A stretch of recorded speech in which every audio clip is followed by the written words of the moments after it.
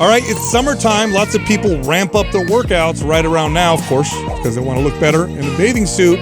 Now, is this the right time to start implementing more cardio? Should you ramp up your cardio? What's cardio good for? In today's episode, we're going to talk exactly about that. Coming from Team No Sweat. Yeah, I know. Let's run. First, I think it's important we address what we've talked about many times on the podcast, which is that cardio type workouts. Now, cardio workouts are things like running, swimming, biking. You could throw circuit training in there, high intensity interval training type stuff. Those kind of workouts are not effective if they're the primary or sole source of exercise for fat loss. And we've talked about this many times on the podcast as to why. It tends to cause the body to want to pare muscle down as it improves endurance and become more efficient with calorie burn. So essentially slows metabolism down. And then studies show for fat loss, strength training is just superior if you were to pick one or the other. Mm-hmm. But however, cardio, if implemented in short stints, in 4-week, 6-week, 8-week periods, can accelerate fat loss, because right around that time, then you start to get maybe that negative adaptation potential, but we'll talk about how to offset that as well. But in those short periods of time, then you can see accelerated fat loss. Cycle it in short periods, and you do actually acquire some really good benefits from it. But yeah, it's really about staying ahead of that, so that way it doesn't turn into a problematic situation. Today's giveaway on YouTube is MAPS Anabolic Advanced. To enter to win, leave a comment below this video in the first 24 hours that we drop it. Subscribe to this channel and turn on notifications. If you win, we'll let you know in the comment section. Now, it's brought to you by a sponsor, Vuori. Vuori makes the best athleisure wear you'll find anywhere.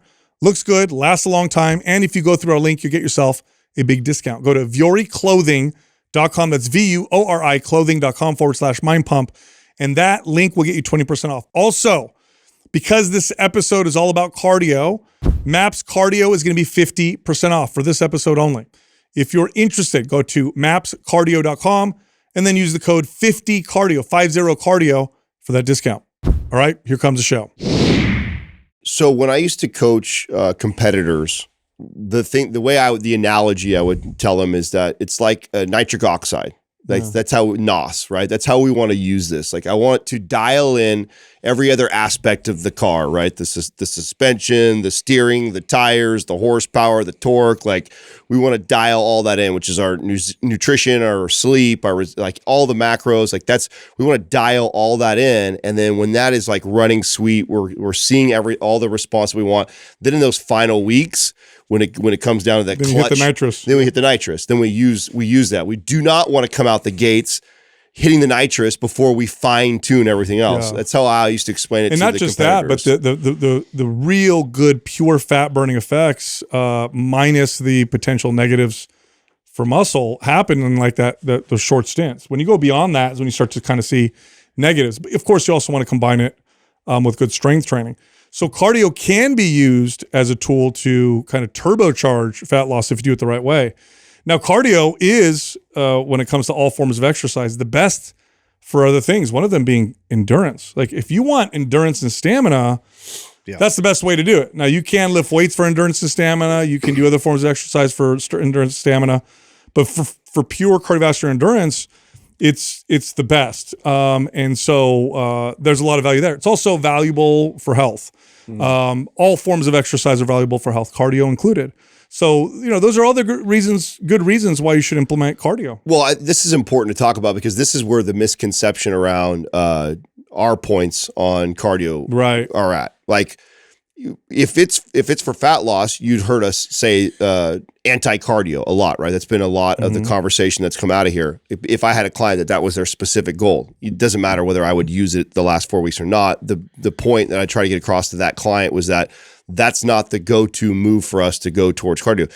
Different scenario, the small percentage of people that come to me and say like, hey, I want to be overall healthy, or I want to build endurance. Like, if you say things like that to me as a client and your primary goal isn't fat loss, then it's a no-brainer that we're incorporating cardio training within our training routine. Because endurance, most certainly cardio is the best tool for building endurance, and overall health that has some sort of incorporation of cardio in there also. It's definitely a piece of the formula for that. Yeah, I also like it too. I mean, not especially for athletes, but also just like your everyday average like weightlifter. It's going to cross over and benefit in terms of like the endurance and stamina while you're getting through your sets. And so just cycling that in like every so often, like, once, twice a year, where you do a good few weeks of like really focused, dialed in cardiovascular training is going to really help, carry you through some of those like grueling workouts as well. Totally. And again, when it comes to fat loss, if we're talking about short stints, like I said, 4 weeks, 6 weeks, with other aspects being controlled and done properly, then what it will do and what it can do is take fat loss and just make it happen a bit faster. It's like a turbocharger. Like Adam said with competitors, I'm pretty sure you didn't incorporate cardio or didn't ramp it up until the final 4 weeks or 5 weeks or sometimes even less. That's right. Because you would see that accelerated fat loss. Beyond that, you start to see that kind of adaptation. I think the first point around cardio, though, needs to be made, this is true for all forms of exercise, including and especially strength training, which is you need to do the appropriate amount. People overdo exercise across the board. They think if some is good, more is better. And cardio tends to be the one that gets abused the most in this category. And I think it's because you can abuse it more often and not necessarily feel as beat up. Like, you'd be hard pressed to find somebody abuse strength training in the same way where they're going to be in the gym. I mean, there are people that do it, but in my experience, overdoing cardio tends to be more common, although overdoing exercise in general is common. And it's more detrimental than if compared to strength training. Like if you both are abused, I think that both strength training and cardio are abused in the fitness community. The idea of more is better is a constant conversation that I think that we're always having. The difference though of abusing cardio versus abusing resistance training. Normally if you abuse resistance training, it causes a hard plateau. You don't see a lot of results. Abusing cardio will actually put you in the opposite direction of your goal a lot of times. Like if your goal is to lose muscle. Yeah, if your goal is to reduce body fat and you just do tons and tons of cardio, what you see sometimes with clients is actual body fat percentage go up. Yeah. Even though their scale went down, and so they think, oh, I'm doing the right thing, so they continue on this hamster wheel, but then it ends up even hurting them more because they end up paring down so much muscle. I want to explain that because someone might have heard that and said, what? They lost weight, but they gained body fat? How's that possible? If you keep the same amount of body fat on your body, but you lose muscle, your body fat percentage went up. Yeah. Or if you lose the same and you got smaller, your percentage right. So body fat, it's all about body fat percentage. Okay. So 20 pounds of body fat on a 200-pound man is lean. That's 10% body fat. 20 pounds of body fat on a 100-pound man is fat. Now it's 20%. Now your body fat percentage is quite high. So it's really about percentage. That's the important thing to consider here. And overdoing cardio, it gets your muscles, your body wants to pare down muscle when you overdo it. And so it needs to be appropriate. You need to feel better at the end of your cardio session than you did getting started. You should feel invigorated. It's okay to feel like you worked out. I don't mean like you feel relaxed, but when you hop off the treadmill or you're done, you shouldn't feel like you just survived. You should feel pretty damn good. It's okay to be tired because you just exerted yourself, but you should also feel really good. It should not impede or crowd out strength training if fat loss is your goal. If endurance is your goal, that's perfectly fine. Strength training then becomes more of a supportive role. And it definitely shouldn't crowd out things like sleep. And you definitely shouldn't try to replace a poor diet with cardio. But it needs to be appropriate. And I think the best way to kind of encompass that is you need to be able to do enough the right amount of cardio for your body, for your fitness level, for the context of your life. So if you are doing no cardio and you don't work out and you're listening to this, 2 10-minute walks a day is going to be great. If you're listening to this and you do cardio all the time, you get great endurance and stamina, what's going to be very different for you? Or if you're listening to this and you have poor sleep and a lot of stress, you just had a baby or, whatever, too much cardio is going to stress your body and you're not going to be able to recover very well from it. It's just going to put your body in a really, really high position of stress. So you have to pick the appropriate amount of cardio. Now, in my experience, cardio, shorter bouts frequently tend to do better for most people versus the long bouts done infrequently. So, instead of doing an hour and a half or an hour, 2 days a week, 20 minutes a day, or 15 minutes a day seem to work better for a lot of people I work with. Now, what does that have to do with like our body's energy systems, right? Like I remember reading that if you were to do intense cardio for longer than an hour, it's like the body shifts over into like this. Yeah. So it's, what's funny about that. So they've done studies on that, and it's like, okay, it takes this long to burn up your glycogen. Then you start to tap into fat.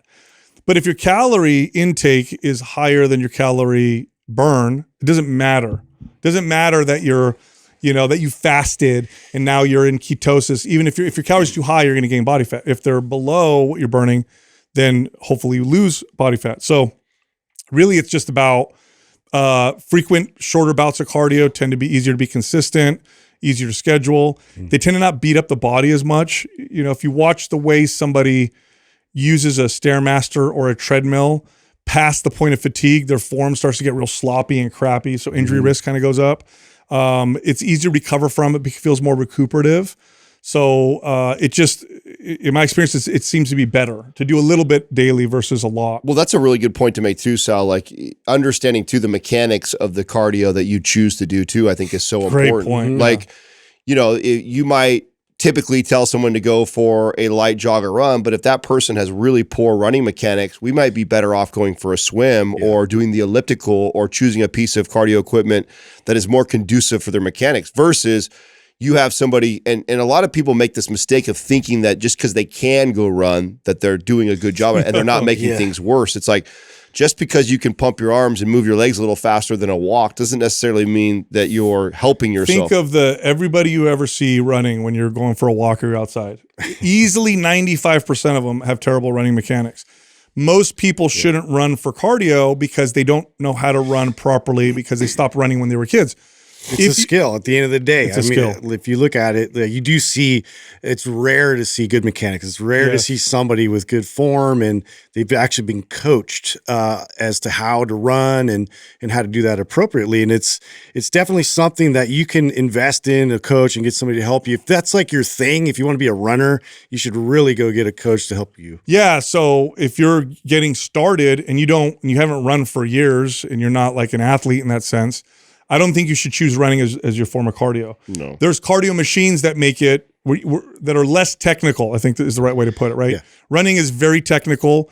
It's a skill that once you lose, you got to rebuild it and relearn it. That could take a while. There's lower impact options. You can go on a stationary bike, elliptical. I mean, walking. I love walking. I think that's another great. And so, when it comes to appropriate cardio, it's like, pick the one that you feel like you can still move well within, that you don't start to feel your knees and your joints start to bother you. The irony of that is I feel like a lot of people choose what is hardest, thinking that that's what's best for them. It's like, ends up being the worst. Yeah, this is the most difficult for me to do. Therefore, I think this is the best burnout form. is like immediate. Yeah, and the truth is, it's more often than not the opposite of that. It's like the one that you can be more consistent, that isn't putting all kinds of pressure on your joints or causing any sort of other issues while you're doing it. That's probably the better form of cardio to choose. Totally. And now another point is to kind of go over the different general categories of cardio. On the one hand, you have the most commonly done form of cardio, which is steady state. So this would be you're on a bike and you're going the same speed for 30 minutes or 40 minutes, or you're going for a walk, it's the same speed, or you're jogging, it's the same speed, or whatever, right? Steady state meaning it's steady, consistent, and it's about just how long you could do it for, or you're doing it for X amount of time. Now, would you guys, when I would explain this to a client, I used to use the talk test to teach them how do I measure how hard I'm going on? How do I know I'm not pushing too hard, or I'm not? I say you want to push yourself hard, but to a point where you can still hold a conversation while you're doing it. Yeah, if you can't talk. Yeah, if you're running so hard or you're doing the elliptical so hard that I can't have a conversation with the person next to me, that means I need to scale back. Well, so that would be how I tell people. And I know some people are familiar with heart rates and zones and breathing patterns, but when you really start focusing on those things, it's such a distraction, and a lot of times it like ruins the rhythm of what you're doing and interrupts a lot of the process. I think that's the most simple way to evaluate how intense you're going is the talk test. Totally. And then the other general category of cardio is high intensity interval training. This is cardio that's characterized by like sprints of exertion followed by really low intensity movement or rest. So it would be like the steady state on a treadmill would look like a slow jog for 20 minutes or 30 minutes. High intensity interval training would look like a sprint for 15 seconds and then a walk for 30 seconds to catch your breath, and then a sprint and then a walk again. High intensity interval training, you burn the same calories as steady state in a shorter period of time. So in terms of calorie efficiency, you can do less and burn more calories than you can for the same time. In that same, so it's efficient. Now the downside of it, it's more intense. It is way harder. If you're somebody that can hurt yourself easily on steady state, you're going to hurt yourself for sure. Right. On high intensity. It's also requires a greater ability to recover, in my experience. If somebody is high stress and they haven't, they're just getting into working out, or they already work out a lot and they want to add more exercise, they don't want to overtrain. HIIT style training, high intensity interval training, it hammers the recovery system way more. Whereas steady state can actually be quite recuperative in comparison. Yeah, I would just say like a prerequisites out there if you have any kind of joint restrictions or like pains, or like, it's probably the form of cardio I would avoid for most people. But in terms of like if your body's able to handle that kind of stress, very effective, very efficient form of doing cardio, and you get it done in that nice little window. Keep in mind too that high intensity is relative to your current level too. Yeah. So the mistake that and this is where I used to see stuff like this, I get clients that would come in and be like, hey, I got this HIIT protocol and it says I'm supposed to go speed whatever for this much time. It's just like, well, that's a really generic formula. Depending on where your cardio level is at right now would dictate how I would tell you to push. So again, this is one of those things where it's like, you go as hard as you can for 15 to 20 second, all out, when your all out might be a super hard power walk. That's what I was just going to say. So I use the example of a sprint. HIIT cardio for some of my clients was an uphill power walk. Yeah. Just a quick little steep as you could go power walk and then coming right back down. And so it's important that they understand that it's like you are pushing just your max exertion for a very short period of time and then bringing it all the way down to like a slow movement or no movement to gather heart rate. And that's the idea, is to you want the heart rate to come all the way back down to almost to where, not quite resting. You're not going to get resting at that state, but your normal heart rate right throughout the day. That's what you want to come back down to. Now the next point in this, we love making this point with strength training. We love making this point with mobility, with any form of exercise, which is watch your performance. Now there's other things to measure too, like fat loss and stuff like that. But when your performance is improving, it means you're probably doing a lot of things right. When your performance is decreasing or declining, many times it means something's off. Either you're training too hard, too often, you're not getting enough sleep, something's off with the nutrition. Now, I do understand that fat loss, being a calorie deficit, can cause a reduction in performance. So it's not a perfect measure, but if your performance is improving, especially if you've cut your calories and your performance is improving, man, you are doing great.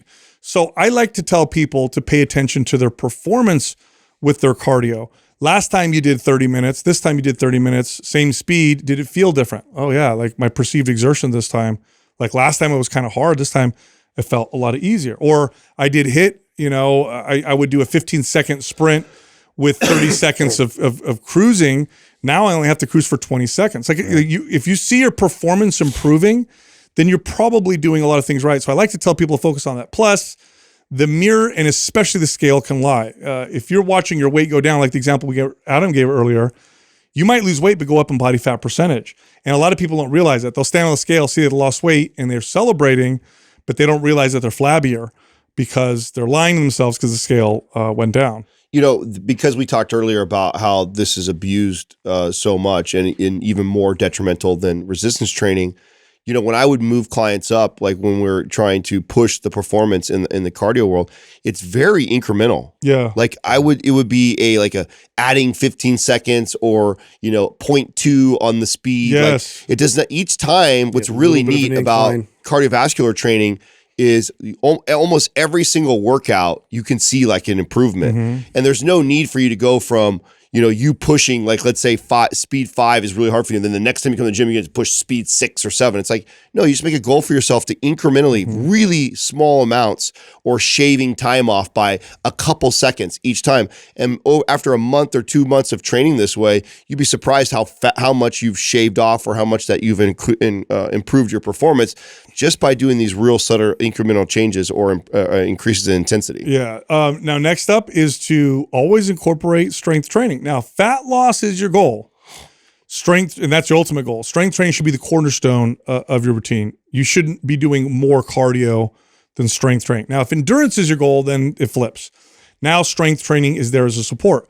Now, but the reason why strength training should always be there is because it benefits all other forms of exercise, because strength is the foundation for all physical pursuits. And it'll also prevent injury. If you do it properly, it prevents injury, improves mobility, and it maintains and strengthens performance in almost every physical pursuit. And maintains lean body mass during this time. That's it, 100%. So always strength train. Now, again, if endurance is your goal, you're an endurance athlete, you might only strength train once a week. If fat loss is your goal and you don't care so much about endurance as much as I like it, then strength training should be more frequent than that. And an example of that, Sal, would be if we had a client who hired us that is training for an OCR race or a marathon or has triathlon, has very specific endurance goals. Some people will say things like, well, I want more endurance. Well, what they mean is they want more stamina during the day. Exactly. Yeah. So that's important to note. That is like, if you still are going to have strength training as a cornerstone, even if you quote unquote want more endurance. The only time where strength training, I would limit someone all the way down to just one time per week, and then the rest of it is endurance training, is if we have a very specific thing, a goal in mind, like we're trying to do a marathon, triathlete, whatever, something like that. If you're just trying to improve endurance, well, you still are going to have strength training as a cornerstone, because not only can we intermittently do these bouts of cardio, but we could also do things within the training program too that's going to help build the endurance also. Totally. And then finally, this is especially true for fat loss, mainly for fat loss, although it affects everything. It's diet. Diet is paramount. Okay. So, and I'm sure a lot of people have heard this before, but, I'll mention this because it just really illustrates it. Like, it's really hard to burn calories. It's really hard to burn. It takes work. It takes a lot of work to burn calories. And yes, you can speed up your metabolism, and that's a great way to do so, because then you don't have to do the work. Your metabolism does it for you. 100% true. That's what we talk about all the time on our show. But nonetheless, even that is very hard in comparison to eating calories. Eating calories is easy. It's figuratively and literally a piece of cake. Like, if you ate a couple slices of pizza and had 600 calories, it would take you 2 hours or 3 hours maybe of exercise or cardio to burn off those calories. Although I know cardio machines lie. They say you burn 800 calories doing 30 minutes. That's not true. It's a lot less. It's a lot of work, right? One soda, like how much, that's 20 minutes or 30 minutes on a piece of cardio equipment. So your diet has to be really, really good, or at least put you in a deficit with adequate protein if you're trying to get leaner. And don't try to create the fat loss with exercise alone. It's really, really tough to do. And the opposite is true if you are using this primarily for endurance. Yes. So if you're somebody who is trying to, again, triathlete, or someone like running for OCR or something like that, and you are running a program like this to improve your endurance, then staying fed becomes really important. Fat loss is not important. We're not trying to be catabolic at all. You need to be fed. So you want to be fed. And I see this as a mistake a lot of times with those types of athletes, is they're dieting to, get lean or get in shape, but then they're also trying to improve performance. And that's conflicting right there. It's like, you want to fuel, if you're chasing the cardio for endurance and performance, like out on a triathlete, impede on that performance. 100%. You got to make sure that you're getting adequate calories, adequate protein, enough fuel for that body to perform at a higher level and to continue to perform better. The opposite is true if you are trying to use it as a way to reduce body fat. But equally important, to make sure that you're hitting your protein intake. Because one of the things that you see people do in pursuit of, fat loss is they just cut calories and they don't realize that they also dramatically reduce their already low protein intake. And now that are even lower protein intake, and they're sending this catabolic signal. And so, the body not only loses weight, it loses muscle along the way too. And endurance athletes, they're not making this mistake as much, but you still see this. This was very common, just 15 years ago. And you still see it now, which is, athletes know that carbohydrates are the primary source of energy. But then, so when you look at their diet, it's a lot of carbohydrates, which is okay, but they don't eat adequate protein. Protein is just as important for the endurance athlete as it is for the strength training athlete. They need to eat adequate protein to repair their body, because all exercise causes damage. And I'm not talking about the minimum. Don't eat the minimum. Now, you might not need to go 1 gram per pound of body weight like somebody who wants to build muscle, but it's got to be up there. Otherwise, you're going to notice decrease in performance. In fact, that was my go-to. With my well-seasoned endurance athletes that would hire me, who had already done 10 marathons or had done 2 triathlons or a half Ironman, when they would come to me and I'd look at their diet, I would increase their protein intake and they'd be blown away. Yeah. What do you mean more protein? Shouldn't I be eating more starchy carbohydrates or whatever? It's like, no, the protein. But diet is going to be paramount, especially for fat loss, because if you're trying to create that calorie deficit, right? If you're trying to create a situation where the fat loss happens solely because of the exercise, it's going to be a very slow, almost impossible process. Put yourself in the deficit with the diet and then complement it with the workouts. And again, cardio within those short periods of time is a great way to help do that. Now, because we're doing this episode, we have a program called MAPS Cardio. It is a strength training cardio-based workout program. It's the only cardio-based workout program that we really have that's specific. That's why it's named this. It's great for endurance, great for stamina. It's a great fat loss program. It also has great strength training in it. You're doing some form of strength training 3 days a week. 1 day a week is traditional strength training in the program.